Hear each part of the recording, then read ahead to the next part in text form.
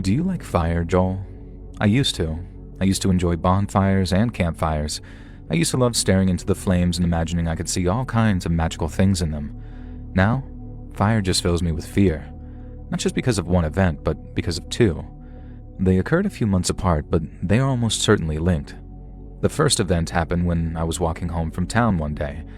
I live within walking distance of the shopping district. Yay for the UK and its tiny landmass, so walking into town was a weekly trip for me. I live in a no-through terrace street with footpaths on one end. One leads from the town/train station, and the other leads to the suburbs and further out of town. I was walking down the footpath leading to my street when I noticed a group of 3 very drunk, very loud people just ahead of me. 2 men and a woman. I could hear them over the sounds of Rammstein playing through my headphones, but I shut off my iPhone so I could hear them clearer. They were some of the most vulgar, unpleasant people I have ever had the misfortune to follow, and I prayed that they didn't stop, turn around, and see me. They were clearly 50,000 sheets to the wind, and from the sounds of their jabbering, they were looking for a fight with someone. Anyone, probably. Thankfully, they were too focused on heading to wherever to stop and turn around. As I reached the turning into my street, they crossed over to the next footpath. I watched with disgust as one of them tossed a cigarette butt into the hedge of my neighbor at the end of the street. As soon as I got home and unpacked my shopping, I headed upstairs and checked out the window. I was a little concerned about the discarded cigarette butt because it was a dry summer and the hedge had started turning brown and dry. And before I even had a chance to scope out the end of the street, I knew something was up. It looked like it was snowing, in August, and I quickly realized that ash was blowing past my window. I quickly looked out to the right and saw that flames were licking up my neighbor's hedge. I grabbed my phone and called a couple of neighbors, ones that I knew were members of the neighborhood watch, and then I immediately ran outside.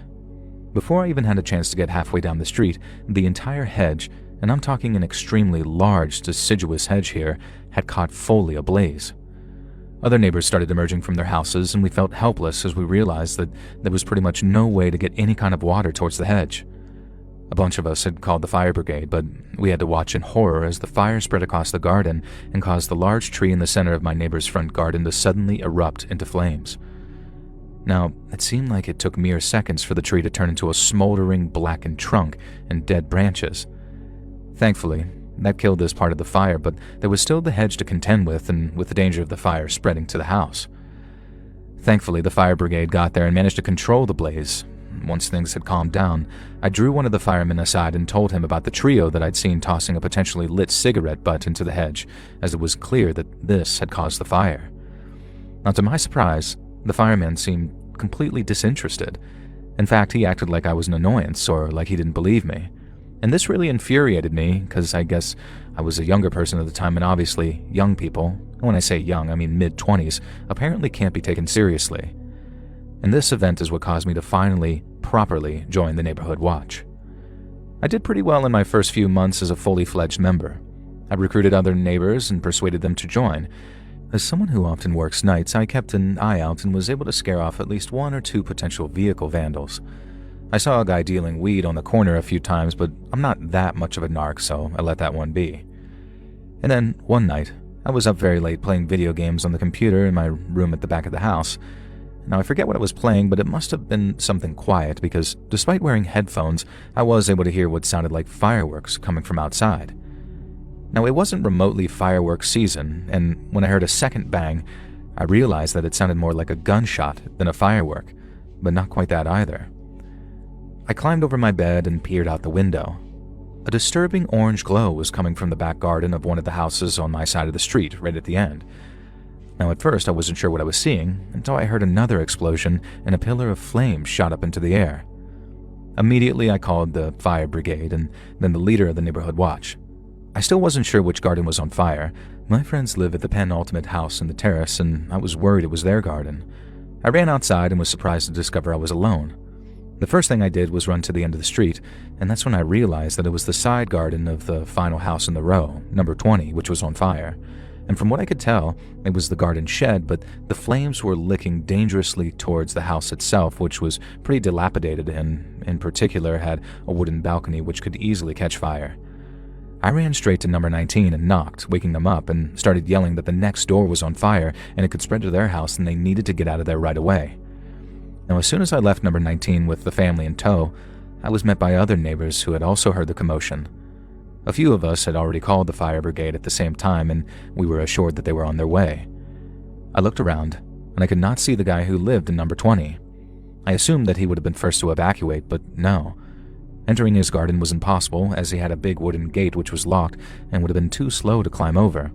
So in my infinite wisdom, I decided to head down the footpath that headed into town and try and yell for the guy who lived there, and also his cat, who I was very fond of. I took a few steps down from the footpath when suddenly there was another explosion from the shed.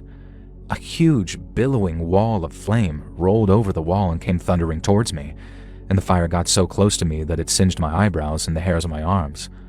I jumped backwards. If I had taken one single step forwards, I would have been hit by that wall of flame. Now I'm certain that someone was looking out for me that day because I was so close to being immolated that, damn, it's honestly scary to even think about to this day. Now the first brigade showed up and then the cops. And when the fire was put out and all the commotion had died down and some time had passed, we eventually discovered through our neighborhood watch liaison that it had been an act of arson. Someone had set the neighbor's shed on fire. Unfortunately, the neighbor had been storing a whole bunch of aerosol cans and fuel in his shed, which he really wasn't supposed to do, which had led to the fire being far more serious than was likely intended and far more dangerous. The reason that the owner hadn't fled the house was because he was actually away, staying with his son up country, and you'll be pleased to know that the cat was fine and was the first to flee. Now, I can't be sure, but I'm absolutely certain that the trio who set the fire to the hedge were also the ones who burned the shed. When they'd been walking past number 20, some of their vulgarity had been directed at the man who lived there in the house, so they clearly knew him, and there was a nearby pub which had CCTV cameras, and of course it wasn't working at the time, so nobody was identified. The arsonist or arsonists were never caught, but I know who it was. It was the drunk alcoholic smokers who recklessly threw burning cigarette butts around, and so just after our street had stopped stinking of a burning hedge, it started stinking of a burning shed. That was a fun year, with the smell of burning everything permeating our lives. At least nothing else had caught fire for nearly 2 decades now, and if it does, then I'm going to leave it up to other members of the neighborhood watch to go heroically diving into those flames. I don't recommend it, and I think I exhausted my luck when I almost caught on fire the first time. But you know, if I'm ever forced to save a cat from the flames, I can't promise I won't dive into that inferno again.